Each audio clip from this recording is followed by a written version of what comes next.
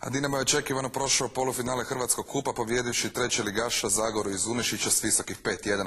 No ozračje koje je stvorilo oko 1000 navijača Zagore koji su u Zagreb stigli navijačkim vlakom, Maksimir će još dugo pamtiti, više donosi Marko Vargik. Unešić susreće Zagreb. Gotovo 1000 pašajica Zagora ekspresom okupiralo je Maksimirski željeznički kolodvor. Jel ostao ko u selu? Niko! Sve je došlo, staro, mlado. Ojkalica starijih,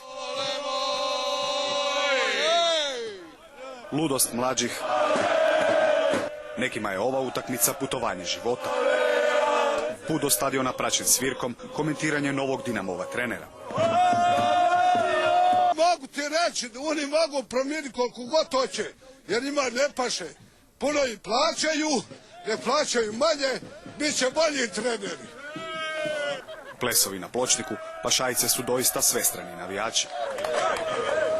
Ludilo se prelilo na zapadnu tribinu, ulaz je bio na račun Zdravka Mamića. Dinamo ih je dobro natamburao, no onda slijedi slobodnjak najveće unešičke zvijezde poštara Ivice Šupe. Na semaforu 5-1, no srca Unešićana velika su kao stadion. Ovaj domaći gol iz kuće, nije ovdje napravio čovjek, čisto je gol od srca brajo. Pašajice, Šupe! Zabio im je u Unešiću i na Maksimiru. Ivica Šupe enigma je za modre. Zvijezda, ona medijska zvijezda, šta to znači medijska zvijezda? To je toliko nebitno, koliko ovaj gol vridi, jel?